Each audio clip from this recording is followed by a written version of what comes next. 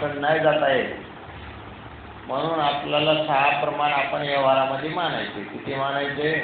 6 प्रमाणानं यथार्थ ज्ञान होतं. शास्त्रानं पण मानले, आपण पण मानायचे. म्हणजे संगती व्यवहार कालामध्ये कुठेही अडचण पडत नाही आपल्याला. काय पडत नाही? अडचण पडत नाही. यांना अडचणी पडतात, रठावून बोलतात. अडचण पडली तरी रठावून बोलतात. त्याला काही घेणं देणं, पण आपल्याला अडचणी पडत नाही, रठावून बोलण्याची गरज पण पडत नाही. असे हे शास्त्रकार असतात. आता आपल्याला या शास्त्रकाराचं मत माहीत झालं ना, 4 काढा किती काढा, 4 काय माहित आहे कुठला आहे ते. आता 4 वाजता घरोघर आहे, पण याला 4 वाज म्हणतात. घरोघर 4 वाज येतात. 4 वाजाचा पक्षी जास्त आहे. कोणाचा? 4 वाज. घरोघर 4 वाज येतात, तसं काय नाही.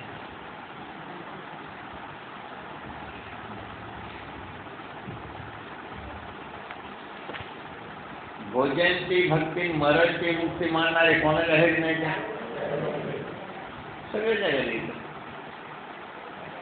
अशी. मग आता तुम्हाला 6 प्रमाण कळाले. बऱ्याच शास्त्रकाराचे नाव पण माहीत झाले. त्यांनी किती प्रमाण मानले एक पण माहीत झालं आहे ना. देहात्मवादी किती मानतं? कणाद सुगत मतानुयायी, सांख्य, न्याय आणि 5 कोण मानतंय? पूर्वमीमांसा 5 आणि वेदांत 6 प्रमाण. भट्ट आणि वेदांताचे 2 शास्त्रकार आहेत, ते 6 प्रमाण मानतात. इथपर्यंत तुम्हाला हा विषय कळाला का नाही कळाला?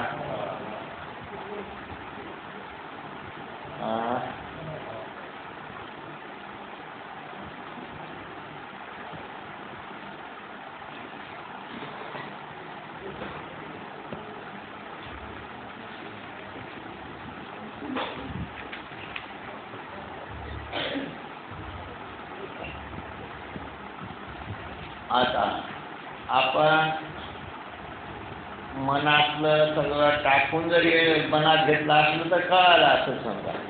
आणि समजा हे म्हणाले तर आपली तंद्री कुठं तरी लागली असं तर त्याच्या डोक्यावरून गेले, ते मला आपल्याला काही गरज नाही. तसे तंद्री धरलेले माणसं काय अलग असतात बरं काय. त्याचा दोष नाही, पण त्याचं मन त्याला साथ देत. त्या मनानं काय केलं असतं, एक कुठला तरी विषय पकडलेला असतं, व्यवहारिक विषय आपल्या घरचा म्हणा, दारचा म्हणा, त्याच्यामध्ये गुंगीमध्ये जे राहते ते त्याला काय चाललंय काय नाही पत्ता नाही. त्याला किती मोठ्यानं सांगा, लाऊडस्पीकरवर सांगा, काही सांगा, त्याची त्या विषयावर एवढी एकाग्रता झालेली असते की पाहिजे काही बिलकुल एकाग्र चित्तानं ते सारखं मनामध्ये तेच खेळत होते. असं तर कोणाला झालं नाही ना? झालंय. ज्याचं झालं असेल तर हात वर करा, डबल सांगू त्याला.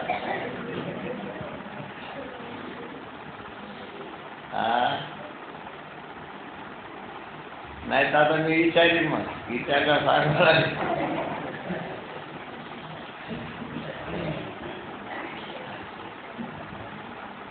तरी लक्षात बसता बरं का, एकदम आपल्याला काही विषय कसे लागले, नवीन लागले विषय, त्याच्यामुळं अवघड वाटण्याची बी शक्यता आहे. आणि आहे तर आपल्या रोजच्या व्यवहारातलंच आहे. रोजच्या व्यवहारातलं ज्ञान आहे का दुसरं कोणत्या? डोळ्यानं पाहणं, कानानं ऐकणं, हे प्रत्यक्ष प्रमाण झालं. आपण जे हे सुद्धा म्हणतोय ना टी व्हीमध्ये, अनुमान आहे. इथं पाऊस पडत, हवामान बदलल, हे काय अनुमान म्हणते की नाही ते, मग ते सुद्धा अनुमान मानते ना प्रमाण. मग कधी अनुमान खरं ठरतं आणि कधी फेल बी होतं त्याचं शक्यतोपर्यंत. ते अनुमान प्रमाणाचं ज्ञान असते अशी गोष्ट. आता हे मोबाईल म्हणजे शब्द प्रमाण तर सगळ्यालाच मान्य आहे. आता जे काही ज्ञान व्हाले ते कशाने होतात? शब्द प्रमाणात. मोबाईलवर डोळ्यांचं कोणी पाहिलेलं नाही, फक्त शब्दाने काय व्हाले? ज्ञानावर. शब्द प्रमाणे मान्य आहे. म्हणजे व्यवहार कालामध्ये प्रमाण ज्ञान होतं.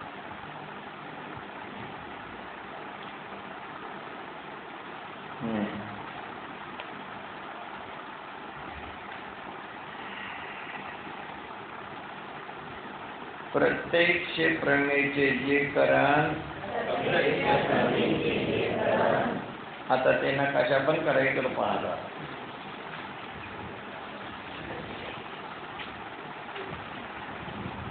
प्रत्यक्ष प्रमेयचे जे करण असाधारण कारण असाधारण कारण त्यास प्रत्यक्ष प्रमाण असं म्हणतात. प्रत्यक्ष प्रमेयचे जे करण म्हणजे असाधारण कारण त्यास प्रत्यक्ष प्रमाण असं म्हणतात. आता असाधारण कारण, आता असाधारण कारण कशाला म्हणायचं?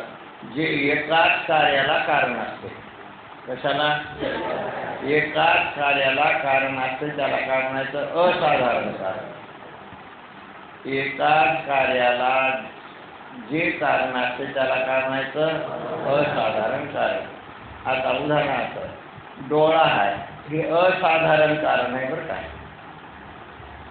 आता डोळा नसेल तर रूपाचं ज्ञान तुम्हाला होणारच नाही. कशाचं? डोळा जर नसेल तर तुम्हाला रूपाचं ज्ञान होणारच नाही. म्हणजे रूपाच्या बाबतीमध्ये डोळा कसा झाला? असाधारण झाला ना.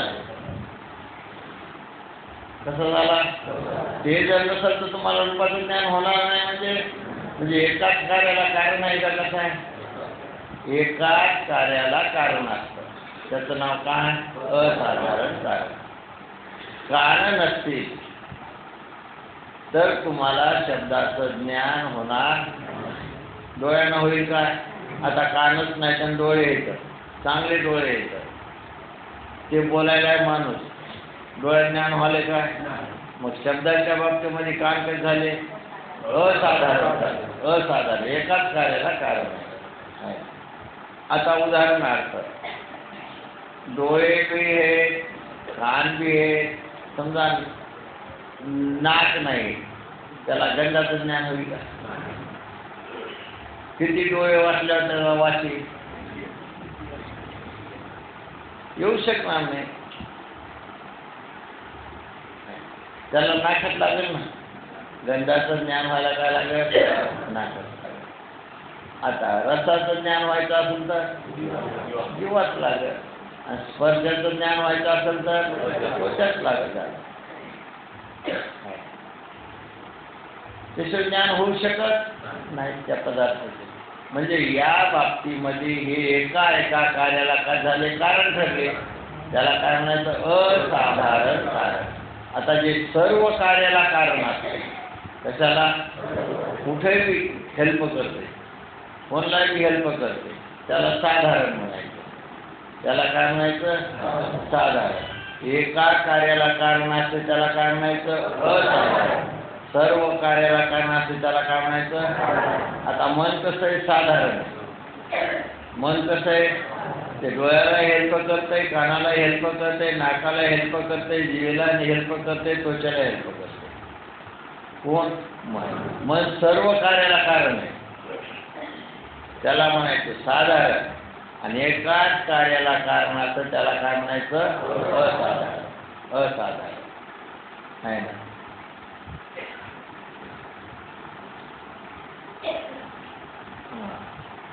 प्रत्यक्ष प्रमेयचे जे करण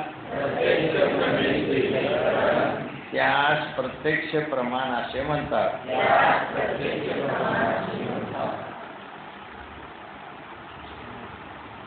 अनुमिती प्रमेयचे जे करण त्यास अनुमिती प्रमाण म्हणतात. आता अनुमान प्रमाणाचं ज्ञान प्रत्यक्षानं नाही होणार तुम्हाला, त्याला अनुमान प्रमाणानंच ते काय होईल, ज्ञान होईल.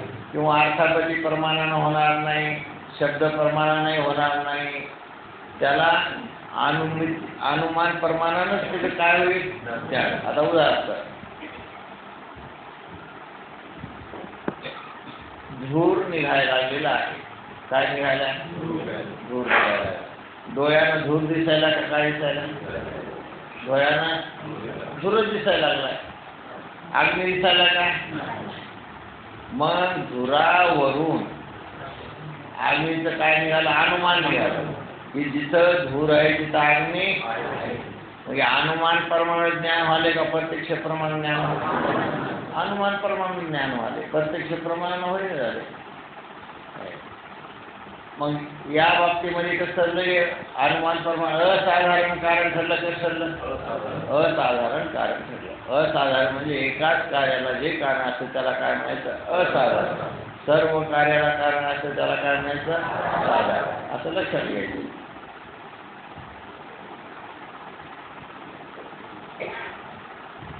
अनुमिती प्रमेयचे जे करण त्यास अनुमिती प्रमाण म्हणतात. अनुमिती प्रमेयचे जे करण त्यास अनुमिती प्रमाण म्हणतात. शाब्दिक प्रमेयचे जे करण त्यास शब्द प्रमाण म्हणतात. शाब्दिक प्रमेयचे जे करण त्यास शब्द प्रमाण म्हणतात. उपमिती प्रमेयचे जे करण त्यास उपमान प्रमाण म्हणतात. उपमिती प्रमेयचे जे करण त्यास उपमान प्रमाण म्हणतात. अर्थापत्ती प्रमेयचे जे करण त्यास अर्थापत्ती प्रमाण म्हणतात. अर्थापत्ती प्रमेयचे जे करण त्यास अर्थापत्ती प्रमाण म्हणतात. अभाव प्रमेयचे जे करण त्यास अनुपलब्धी प्रमाण म्हणतात. अभाव प्रमेयचे जे करण त्यास अनुपलब्धी प्रमाण म्हणतात. आता प्रमाण कशाला म्हणतात ते सांगितलं. अनुमिती प्रमेयचं जे करण अनुमान प्रमाण म्हणा, अनुमिती प्रमाण. प्रत्यक्ष प्रमेयचे जे करण प्रत्यक्ष प्रमाण. आता एक जणांना वाचायचं, पाठीमागच्यांना म्हणायचं. प्रत्यक्ष प्रमेयचे जे करण त्यास प्रत्यक्ष प्रमाण असे म्हणतात. अनुमिती प्रमेयचे जे करण त्यास अनुमिती प्रमाण म्हणतात. शाब्दिक प्रमेयचे जे करण त्यास शब्द प्रमाण म्हणतात. उपमिती प्रमेयचे जे करण त्यास उपमान प्रमाण म्हणतात. अर्थापत्ती प्रमेयचे जे करण त्यास अर्थापत्ती प्रमाण म्हणतात. अभाव प्रमेयचे जे करण त्यास अनुपलब्धी प्रमाण म्हणतात. प्रत्यक्ष प्रमेयचे जे करण साधारण कारण त्यास प्रत्यक्ष प्रमाण असे म्हणतात. अनुमिती प्रमेयचे जे करण त्यास अनुमिती प्रमाण म्हणतात. शाब्दिक प्रमेयचे जे करण त्यास शब्द प्रमाण म्हणतात. उपमिती प्रमेयचे जे करण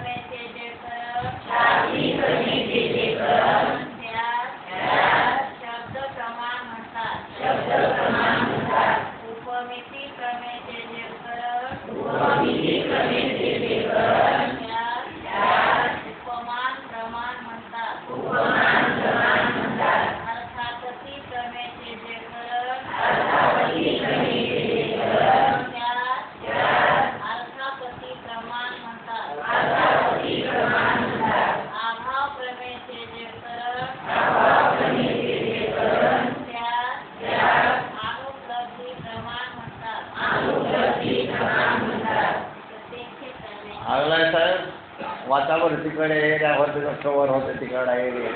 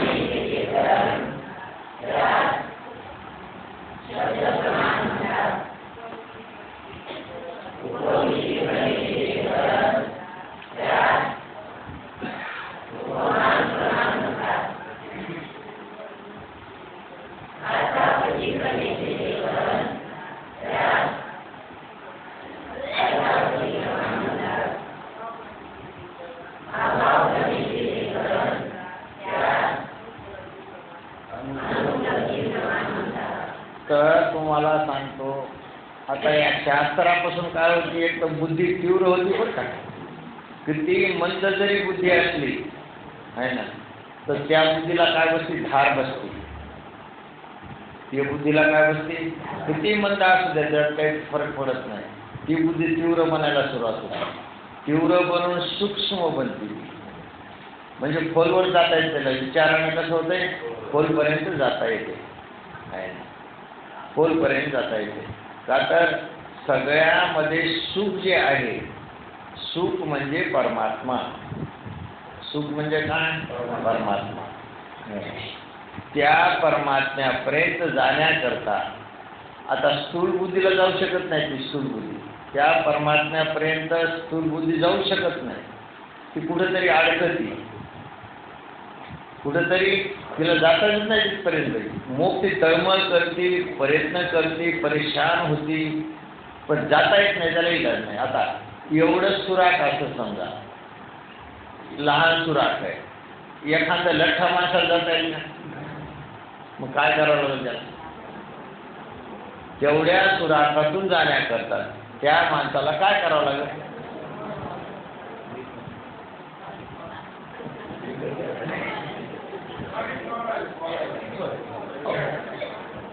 व्हावं लागेल की नाही व्हावं लागेल. आणि रस्ता तिथूनच आहे. रस्ता कुठून आहे, तिथूनच. आता दुसरीकडून रस्ता असता तर मग काही कमी गरज पडली नसती. पण तुम्हाला मोक्षाचा जे रस्ता आहे ते हेच रस्ता आहे पा, ज्ञानाचा. सुख याच्या वाचून मोक्ष मिळत नाही म्हणजे मिळत नाही. परमात्मा साक्षात्कार होत नाही म्हणजे होत नाही. आयुष्य बर्बाद होईल, पण ते तिथपर्यंत जाता येत नाही. जाण्याचा हाच एक रस्ता आहे. तुम्हाला आता तरी जावं लागेल, केव्हा ना केव्हा तरी हेच रस्ता आहे ना, दुसरा रस्ता नाही म्हणजे सगळे रस्ते बंद आहेत. यात तुम्हाला परमात्मा पदाकडे जायचं असेल तर हा रस्ता आहे मला. मग तुम्हाला कोण्या ना कोण्या परीनं कळूनच घ्यावं लागेल. तुम्ही आळस करताल, नाही कळून घेताल, तरी पुन्हा तुम्हाला उच्चाला आळस टाकून कळून, त्याच्यापेक्षा आता आळस न करता कळून घेणं किती चांगले. एक भागवतामध्ये ओळी आहे, भागवतामध्ये, की आता चालू देह आहे बरं का, या देहामध्ये म्हणले मला पुढचा जन्म घ्यायचा आहे. या जन्मात तर काय आपल्याला शक्य नाही, पण पुढचा जन्म घेऊन मात्र ही गोष्ट मी करणार. मग असं जर कोणी मलित असेल तर नाथ बाबा त्याला काय म्हणले? प्युअर अज्ञानी आहे म्हणले. कसा नाही? प्युअर अज्ञानी. नागवला म्हणले तो. पुढे तुम्ही मनुष्य देहाची वाट पाहू नका. मनुष्य देह भेटेल याची काही नाही गॅरंटी नसते बरं काय. 184 येऊन येतात. फक्त एक मनुष्य शरीरच एक दरवाजा एवढा भारी आहे. तुम्हाला सांगतो, भगवंताने ब्रह्मदेवाचा देह सुद्धा तयार केला. पुन्हा आता आपण ब्रह्मदेव म्हणतो, महादेव म्हणतो, विष्णू म्हणतो, आहे ना. पण यांना कोणते तयार करणार दुसरा देव आहे का नाही? या देवाचा विधान आहे. ब्रह्मदेवाला सृष्टी केली, पण ब्रह्मदेवाला कोण केलं? मग त्याच्यावर कोणतरी आहे. विष्णू सृष्टीचा सांभाळलं, तर मग विष्णूला कोण केलं? त्याच्या पुढे कोणतरी देव आहे ना. महादेव संहार करतात, महादेवाला कोणतरी तयार करणार दुसरा आहेच ना शेवटी.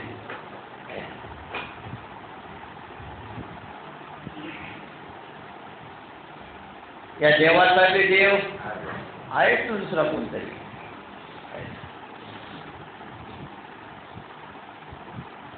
म्हणून तिथपर्यंत जाण्याकरता आपल्याला सूक्ष्मतेची काय बुद्धी सूक्ष्म करण्याची गरज आहे. म्हणून साधू संतांनी हे ग्रंथ लिहून ठेवले. त्यांनी पूर्ण आपलं आयुष्य, त्यांची संपत्ती म्हणजे ग्रंथ आहेत. आणि ते पण ग्रंथ आपल्या हिताकरता ठेवलेले आहेत. यांना या रस्त्यानं सुखाचा रस्ता आहे, या रस्त्यानं यावं म्हणून आता रचना केलेल्या ग्रंथाच्या आहेत त्यांनी. आणि आपण जर त्या ग्रंथाचं चिंतन जर नाही केलं समजा, तर संतांचा शाप आपल्याला लागतो. आता त्यांनी ग्रंथ कोणाकरता केले? स्वतः करता केले का? नाही. त्यांनी तिथपर्यंत जाऊन पोहोचले होते. आता त्यांना त्याची गरज पण नाही. जे कोणी पैल तीराला जाऊन पोहोचलाय त्याला काय गरज आहे? तरी पण पाठी मागून येण्याकरता ती नाव त्यांनी तिकडे गेल्याबरोबर जाऊन टाकली नाही. पुन्हा जा म्हणजे कोणी येत असलं तर ती नाव जशाच शेवटी पाण्यात आली का तरी येणारे आणखी बरेचच ना पाठी मागून. तसे हे ग्रंथ जे आहे बरं का. आणि 2 वर्गाला अधिकार आहे बरं काय ग्रंथाचा. हे बाकी जे लोक काही बोलतात त्यांचं काय ऐकू नका. ते बिलकुल हफ नॉलेज डेंजर असतात.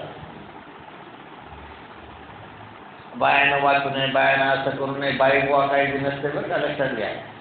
जीव बाई हे काय? जीव बाई आहे का बुवा बाई आहे? मग कोण बाई बुवा आहे? अनादी कालापासून जीव आणि शिव हे तर जीव आणि शिवच हे तर बाई बुवा नाही. तर मग प्रत्येक जीवाला अधिकार आहे. तसं आता प्रत्येक जीवाला अधिकार आहे, पण बाकीचे शरीर त्या तिथं ज्ञान जास्त नाही त्या शरीरामध्ये. फक्त तुम्हाला जे मी काल भागवतामध्ये वया दिले ना 4 वया, एवढ्या भारी वया त्या आहे ना. एके ठिकाणी महाराज म्हणले जे कोणी मनुष्य देह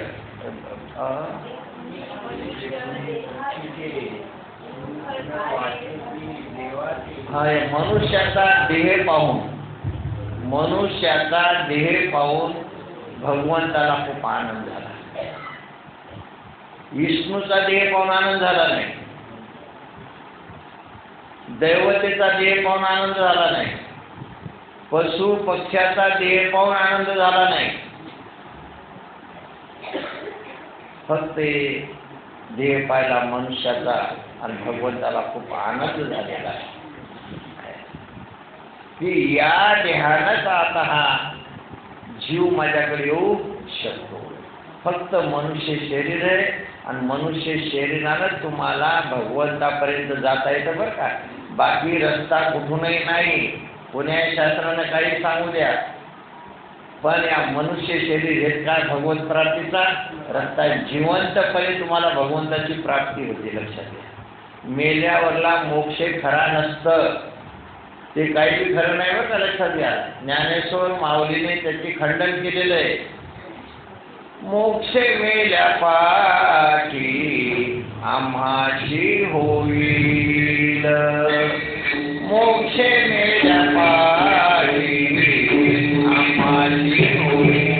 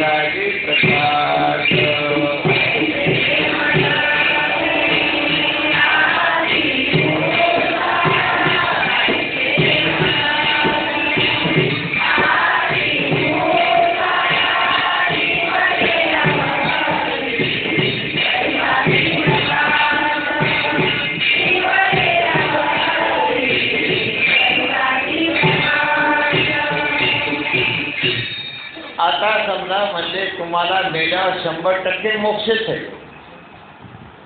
बरं का, असं म्हणले आणि तुम्ही मेले घरी बरं करता, तुम्ही मरणार नाही पण मेले समजा आणि तिथं तुम्हाला मोक्ष नाही भेटला. समजा मोक्ष म्हणजे सुख नाही भेटलं तुम्हाला वरी गेल्यावर, नाही तिथून फोन कोणला करणार तुम्ही